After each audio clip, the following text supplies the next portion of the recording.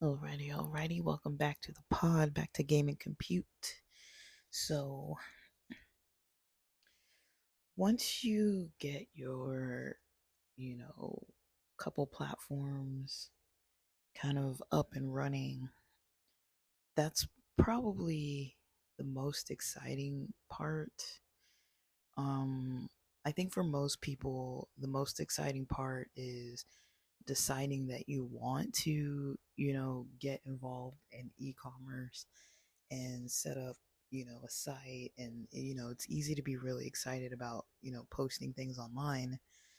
Um, but I would say the hard part from there becomes all the testing, all the, writing up the site, the copywriting, the best practices for each platform, all the aspects of kind of testing. You might do some A/B testing with different things. Like you want to know, what are best practices for thumbnails? What are best practices for shorts? What are like say if we're using YouTube, what are the best practices for thumbnails, for shorts, for the titles, for the descriptions? Um, that's just in general, for length of time. You want to have engagement. How do you get engagement on your videos? Um, People might just find it if it's a topic people already like. Like I remember way back making YouTube video tutorials about certain problems that I would have with my laptops. So, it would either be like software related stuff or hardware related stuff. Whenever I watched another tutorial and, fixed the problems with my own devices, I would kind of make some footage along the process of fixing things, either screen record when I was fixing something software related, or, set up a tripod and record myself like repairing different parts of my laptop or whatever. And if it worked, I would post it. And, those videos did very well because other people had the same problems. They still do very well, even though some of those products are completely obsolete. Some of us out there still have like ancient technology. So, some areas you don't really need to like promote a lot. People will come to you. And then some areas you might have to do your end of figuring out how to get people to you, whether that's through Discord or Shorts or Instagram or TikTok, or, you know, some of these sites are, um, they have a, um, a combination of platforms that might work good together. Um, you have to think about what it is that you're selling and where people would likely find it. Um, and this is before paid. Like you want to think about, how can you, I mean, some people, okay, I'll put it this way. When people have the money and people don't mind the risk of spending money on a lot of things, and they don't really want to, I'm not saying that they're not learning when they're spending money for like ads and things, but you know, if you want to take a route that might appear faster and pay for a bunch of stuff, I've seen it work for people. But I can't urge people enough to be careful of the fake gurus online that, run professional clickbait channels where it's like they make however much in a month, make like this much money. If you can't make $5 or $10, it's gonna be pretty hard to make $1,000 or $1,500 or $3,000 or more than that. It's gonna be hard.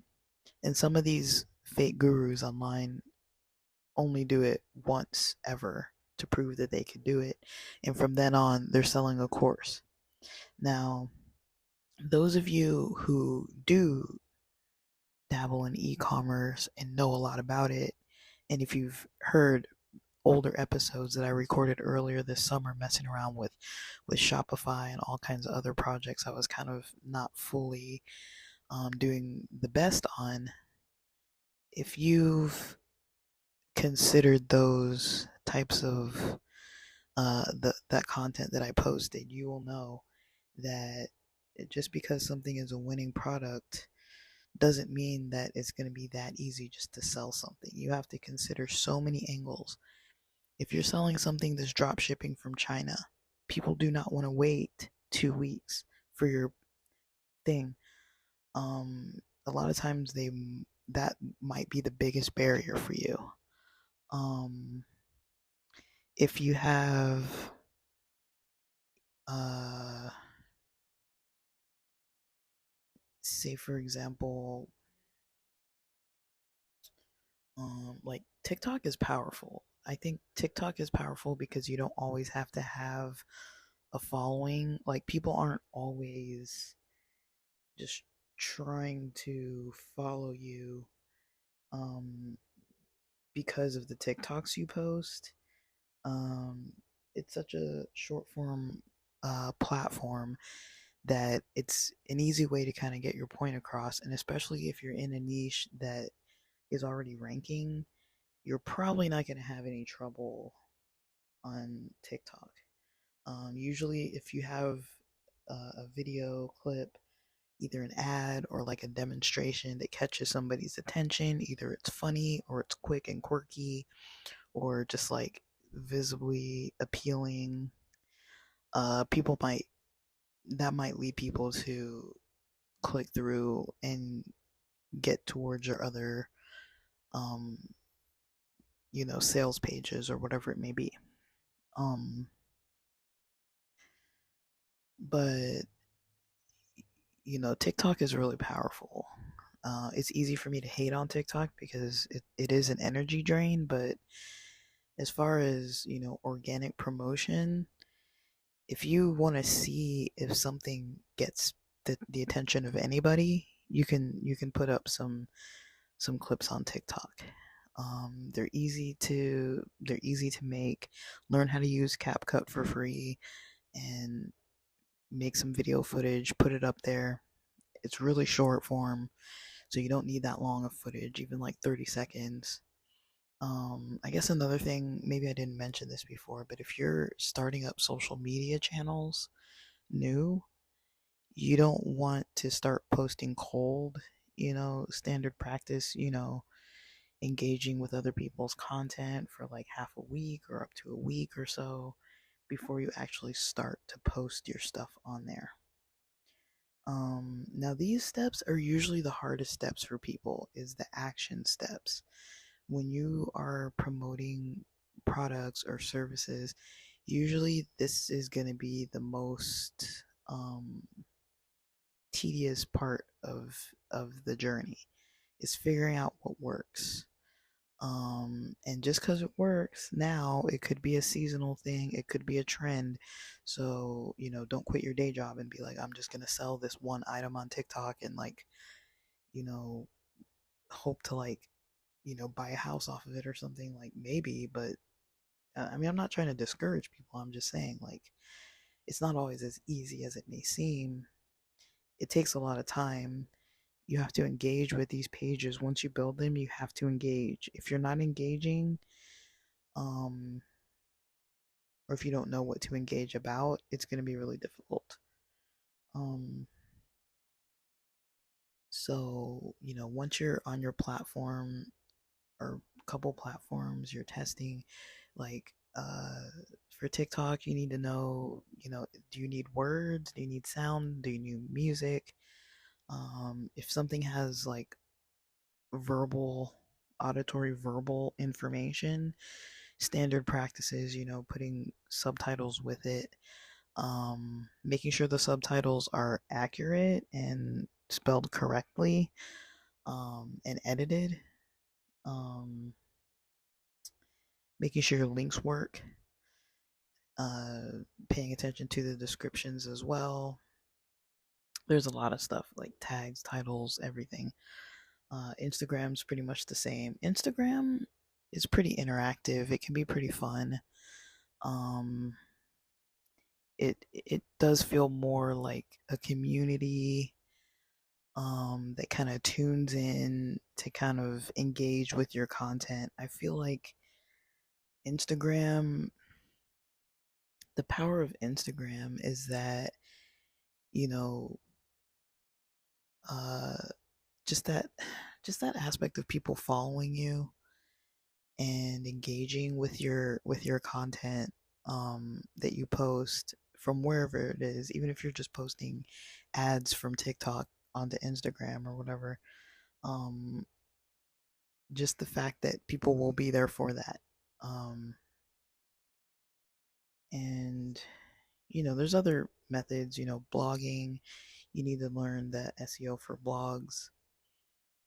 If you're using Medium or Blogspot or Blogger or whatever it's called now, WordPress, you need to understand how to write an article.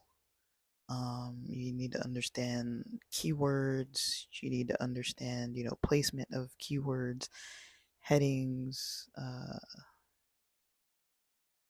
links, photos, videos, pictures. You need to understand that kind of stuff. So, um, it can be a little challenging, but I mean, this is the step that's probably the hardest, in my opinion, is to try not to lose focus or concentration and keep testing. I mean, if after a while you've kept changing things, testing, trying new methods and not getting any extra traffic or success or engagement or anything, something is wrong. And you want to figure out what that might be. So usually it's not out of the norm for somebody to not be getting a whole lot of traffic the first like day or two, but usually after like a week or 2 weeks, you're probably going to have some people chiming in, some people kind of following you, some people looking at your sites. um, and if you link your stores to these other social media platforms, usually those social media platforms can drive traffic towards your store or your landing page. um, that's very possible, but even though that's possible, it might not always be like um, the most predictable thing. I've noticed many platforms you do have to post quite often, quite regularly before they start promoting your content. So if you can post daily or weekly or Monday, Wednesday, Friday, or whatever it may be, you might have to do that for a while before the platform starts pushing your content. But then if you drop off, that algorithm drops you for a bit, and then you have to keep posting again. And once it notices you're kind of on a schedule, it kind of pushes your content for you. But you really have to stay on a rhythm. um, One thing to do is, if you really know what you're trying to post about, if you really have a plan of it, you can post in advance. Like you can record in advance and then schedule your posts. I think most platforms, whether it's podcasting, blogging, TikTok, Instagram, YouTube, almost every platform, you can choose what day and time you want something to post.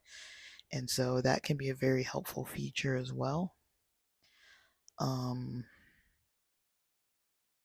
so that you don't have to maybe record every day. Like you might have days when you record and then, pre-schedule the posting. And then along that route, like you can be working on the back end of stuff, the, descriptions, all your backlinks, other stuff. You can work on other stuff while, you know, the content is scheduled on the calendar to be posted on upcoming days. That to me seems like one of the easier routes to take.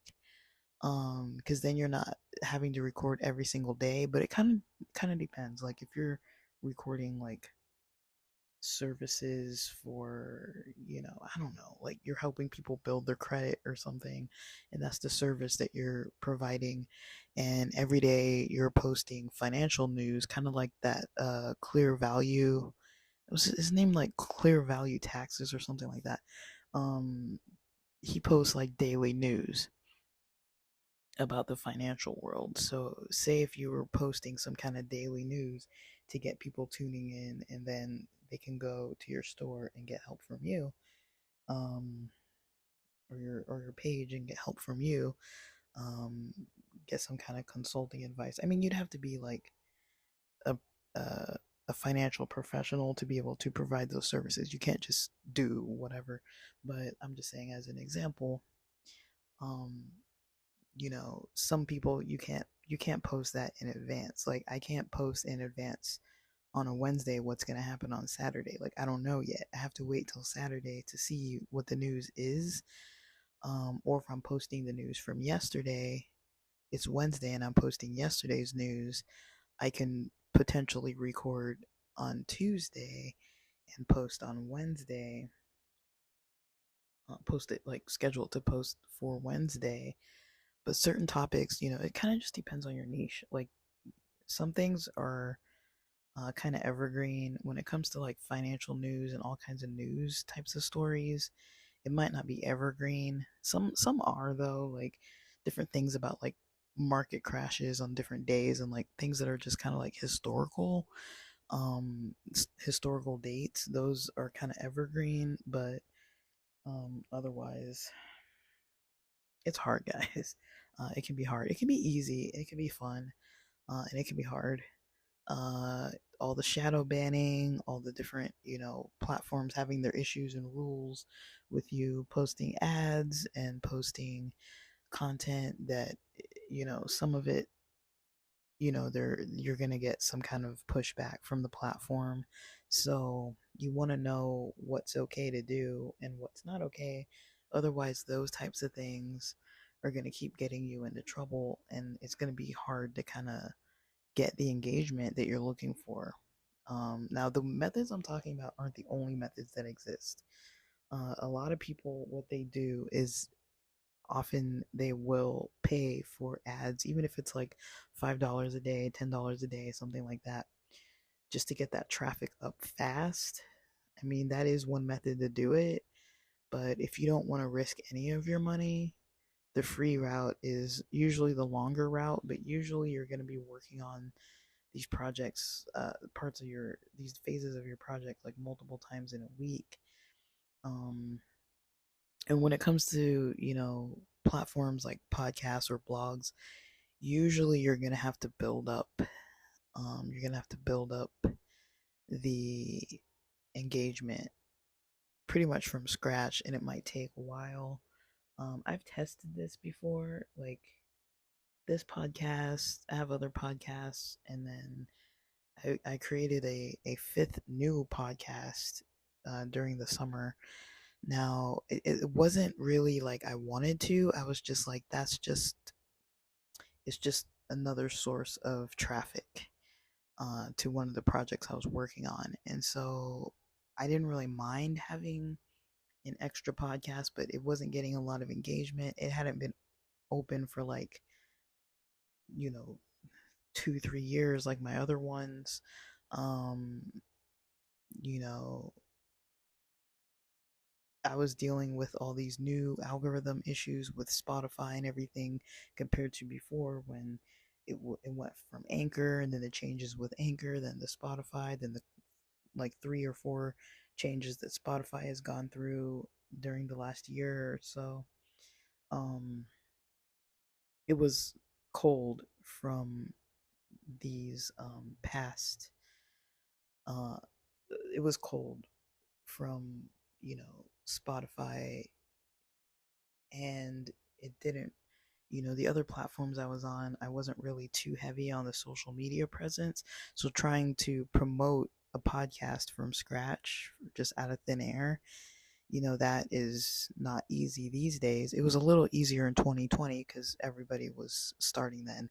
So it kind of depends though, because the niche I was in wasn't really a niche that required a podcast. I was just doing it because I wanted, content somewhere. So I think that wasn't the best medium um, for that niche. Um, but also I didn't put a whole lot of effort into the notes or anything. It was just kind of like cold posting just to see what would happen. Um, Usually cold posting without any kind of slow build of an audience isn't gonna usually go too far too fast. Um, but yeah, like that, I mean, this phase is gonna be probably the phase that takes you the longest. I usually recommend people going through Neil Patel's content and trying to find what it is that he has recommended for people to do. All of his free content, go through all of it. I mean, a lot of it, the SEO stuff, and like you'll notice a lot of it, he'll take it from like 2021 and 2022 and 2023 and just kind of change the years on it. A lot of people do that. So if you find content like that, it's good to listen to the older one, but try to also find something to supplement that is brand new, something that's actually from 2023 if you're in 2023, or actually from 2024 once 2024 starts. um you don't want to be using old information because technology changes so fast. What was working in 2020, think of all the platforms you're on and how much they've changed since 2020. Do you really want to rely on only that old information to try to build like a new audience, to build traffic, a traffic flow to, a new brand by using old methods? I mean, not saying that the old methods don't work, but you want to know the new methods too. Um, so you got to learn the SEO for everything, for all the platforms you're using. You got to know how they work. You got to know the best practices. Um, I don't think, I don't think recording about them on here is the best platform to try to talk about them in detail. I would say it works better when you look at video content of people visibly showing tutorials of how to do it. It's hard for me to just be like, okay, go on this site and click this and click that. It's like I'm talking about it, but I'm honestly not going to create videos about that. Not right now, not anytime soon. If I do actually do that, I'm not going to do it anytime soon. So I just, kind of wanted to record about that. Because this is the hardest phase. If you stick with it, it can be one of the most rewarding phases, but it it can be discouraging, especially for people who follow the gurus, the fake gurus, because the fake gurus will make it sound like by if you start all this by tomorrow morning you'll be rich, and that's not usually how it works. Usually those people have a lot of money that they're pumping into these projects. If you are watching different types of gurus online, you want to watch the ones that have the screen recordings, watch the ones that do have a good track record, the ones who do show the money, who show the URL, who refresh their screens. Like, you can fake any of that kind of stuff. You want to see, their balance. You want to see how much they spent, because that's the one thing a lot of them do not mention is how much did they spend for them to make however much revenue, and how much of that is profit. Now, a lot of people will be like, oh yeah, you can make like $1,500, overnight or whatever. How much did they spend on ads to make $1,500 in one day? And how much of that $1,500 is profit, pure profit, after all the expenses, after you've paid for the fees, after you've paid for, shipping the product or whatever the fees are that get taken off from every single purchase, because almost every single platform is going to charge you something.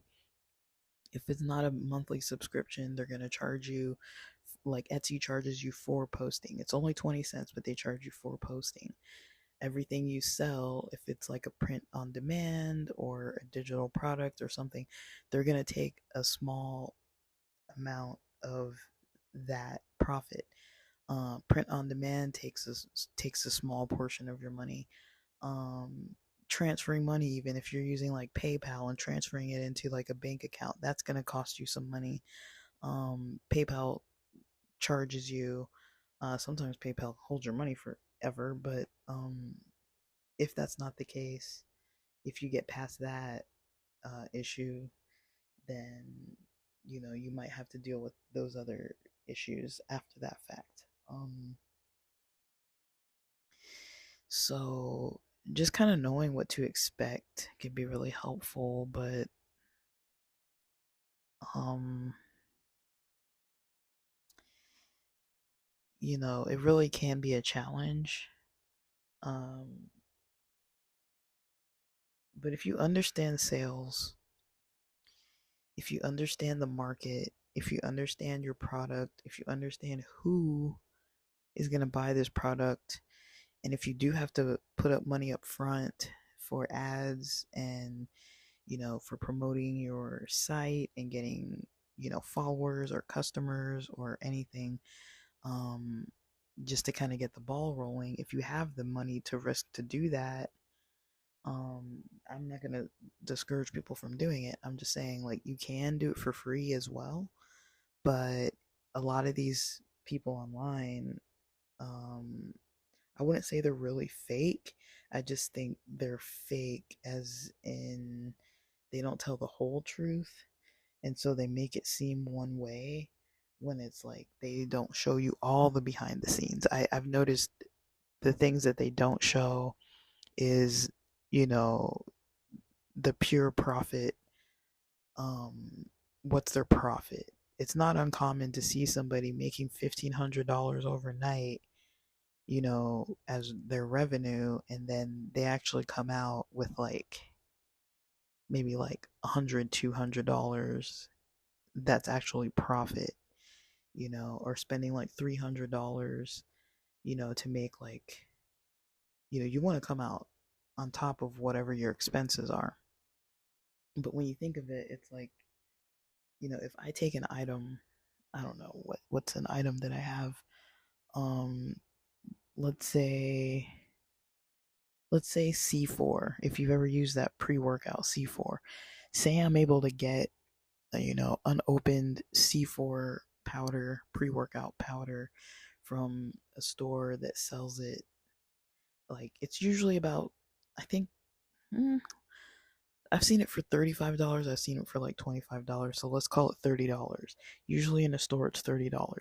If I come across a sale that's half off, buy one, get one free, and say I just have a lot of money, and I'm like, okay, let me buy one, get one free, but do that however many times, you're basically getting a discount. So that means that you're actually paying $30 for two of them, meaning that each one is worth $15, right? So you could go sell one of them for $20. Yeah, if you just physically sold it, if you just set up like a lemonade stand style table and were selling it at the beach or out in front of the gym or whatever, I don't know, but you were just selling it in person. Um, I guess the main thing you'd have to consider are taxes. Um, but there's not really a lot of overhead there. There's not a lot of fees.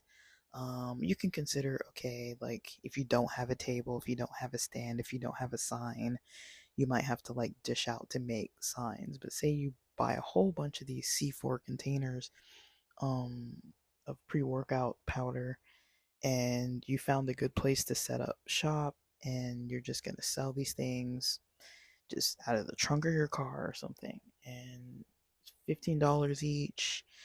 Uh, you're selling, they're worth $15 each.